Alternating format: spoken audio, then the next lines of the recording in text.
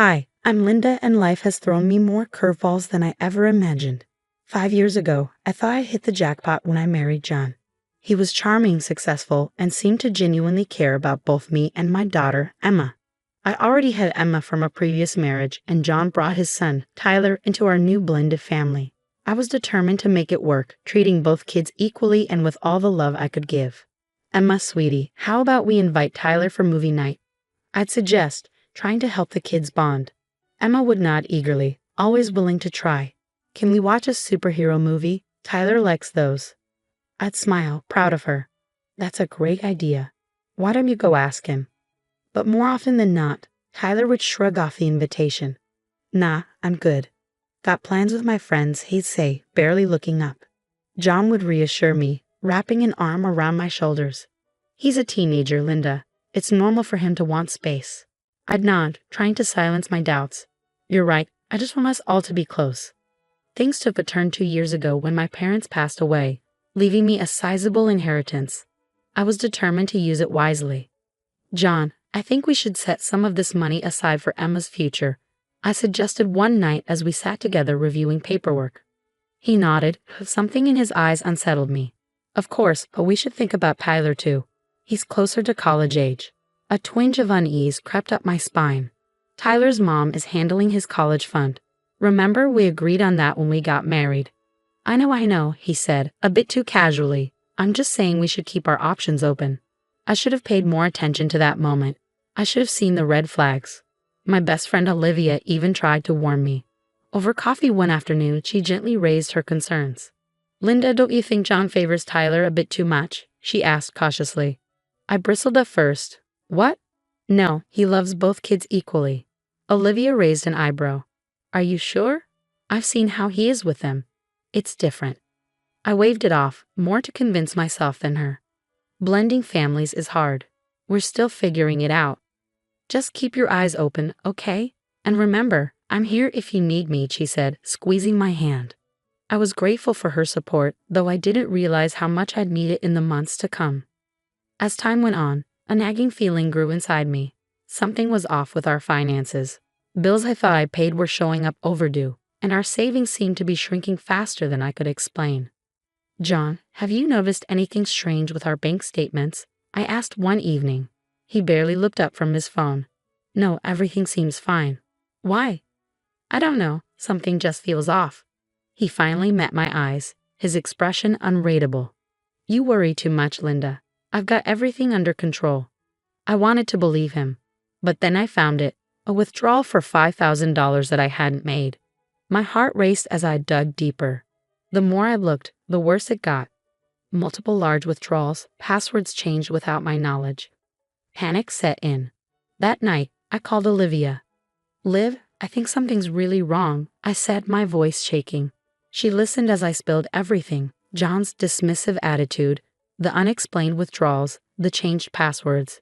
When I finished, she was silent for a moment. Linda, this sounds serious. You need professional help. I know a private investigator, Mike Carson.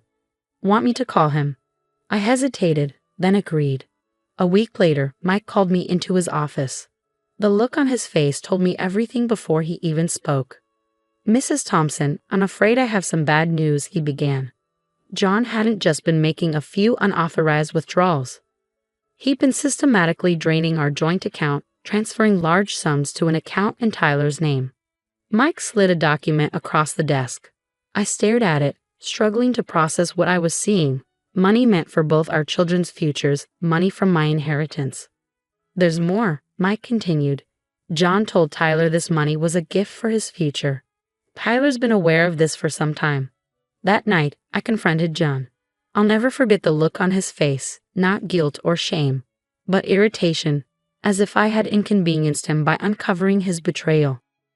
Tyler needs it more, John said, as if that somehow justified everything. He's closer to college age. And what about Emma's future? I demanded, my voice rising. What have you left for her? John had the audacity to shrug. There's a savings bond in her name. That should be enough. I was speechless, but the betrayal ran deeper than I could have imagined. Over the next few days, I uncovered even more lies. Friends started reaching out, concerned about things John had apparently been saying about me. He'd been painting me as unstable, unreasonable, a bad mother. And Emma, my sweet Emma, had been caught in the middle. John had been manipulating her, making her keep secrets from me. As the full extent of John and Tyler's deception became clear, I felt a rage I had never known before. Sitting in my car outside our house, a house that no longer felt like home, I made a decision. This wasn't over, not by a long shot. John and Tyler might think they'd won, but they had no idea what was coming. I was done being the victim. It was time to fight back. John had already proven he was willing to lie and steal, so I couldn't let him see me coming. The next morning, I called in sick to work and met with Lisa Chen, a divorce lawyer Olivia had recommended. Based on what you've told me, Linda, we have a strong case for financial fraud, Lisa said, her eyes sharp behind her glasses. But we'll need ironclad evidence. Can you access all your financial records? I nodded, determination hardening inside me. I'll find a way. At home, I played the role of the dutiful wife, pretending I'd moved past my suspicions. John bought it hook, line, and sinker.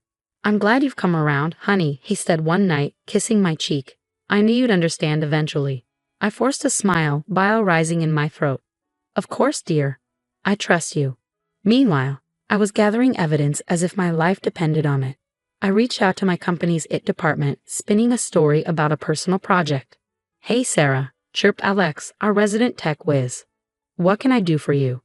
I'm working on tracking some old transactions for a side gig, I lied smoothly.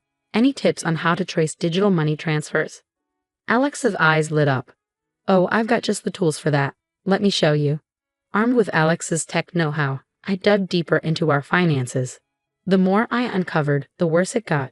John hadn't just been stealing from me, he'd been cooking the books at his own company too. That night, I anonymously tipped off John's company about the embezzlement. This wasn't about revenge, it was about justice. A few days later, all hell broke loose. John came home in a panic, his face ashen.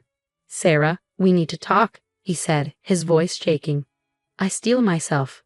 This was it. Yes, we do, John. He launched into a frantic explanation about misunderstandings and mistakes, begging for my help to cover his tracks. But I'd had enough of the lies. Stop, John, I said, my voice cold. I know everything. The money you stole from our account, from my inheritance, the lies you've been telling about me, the way you've manipulated Emma, and now your little embezzlement scheme at work. John's face crumpled. He fell to his knees, grabbing my hands. Sarah, please, I'm so sorry. I'll make it right, I swear. We can fix this together. I pulled my hands away. Fix this, John. You've stolen our daughter's future. You've lied to my face for months. You've tried to turn our friends against me. There's no fixing this. But I love you, he pleaded, tears in his eyes. We can start over. Please just give me another chance. No, John, I said, my voice steady. It's too late for that. We're done. As I walked away, I felt a weight lift off my shoulders. The road ahead would be hard. But for the first time in months, I could see a future where Emma and I were free from lies and betrayal. The next few weeks were a whirlwind. I remember sitting at the kitchen table, Emma working on her homework beside me, when my phone buzzed with a news alert, local accountant under investigation for major fraud. The headline screamed at me. My hands shook as I read the article. Emma looked up, concern in her eyes. Mom, what's wrong? I forced a smile. Nothing, sweetie, just some work stuff. But I couldn't shield her from the truth for long. The police got involved, freezing John's assets, and Tyler's, too. That same day, I filed for divorce, citing financial abuse and fraud. Lisa, my lawyer, was a godsend through it all. We've got him, Sarah, she said, her voice fierce. He won't get away with this. As the truth came to light, our friends and family were stunned. I'll never forget the look on my in-laws' faces when they learned what their son had done. We had no idea, John's mother sobbed. Sarah, we're so sorry. Tyler, confronted with the reality of his part in his father's schemes, tried to backpedal. He showed up at our door one day, all bravado gone. Sarah, I swear I didn't know where the money was coming from, he pleaded. I just shook my head. Save it, Tyler. You're old enough to know right from wrong. The hardest part was telling Emma. We sat her down one evening, and I explained as gently as I could about her father's betrayal. But why, Mom? She asked, tears streaming down her face. Why would Dad do this? I pulled her close. I don't have Sweetie, but we're going to be okay. I promise. I enrolled Emma in therapy to help her cope with the upheaval. 2 years later, life looks very different. I'm thriving in my career, having earned a promotion last month. Emma, now 12, is excelling in school and has found a passion for soccer. Mom, did you see that goal I scored? She yelled, running off the field after a game. I scooped her up in a hug. I sure did, champ. You were amazing. John is serving time for his crimes, financially ruined. I've heard through the grapevine that Tyler is struggling, working a minimum wage job and living with his mother. As for me, I feel vindicated, stronger than I ever thought possible. Emma and I have built a stable, loving home, free from the toxic influences of our past. Looking back on this journey, I realize that while the betrayal nearly broke me, it also revealed my resilience. Emma and I faced the storm together, and we've come out stronger on the other side. Our future is bright, filled with love, trust, and endless possibilities. And that's a happy ending I never saw coming. Now I have a question for you. If you were in my shoes, would you have given John a second chance? Or do you believe some betrayals are too deep to forgive, even when it comes to family? Share your thoughts in the comments.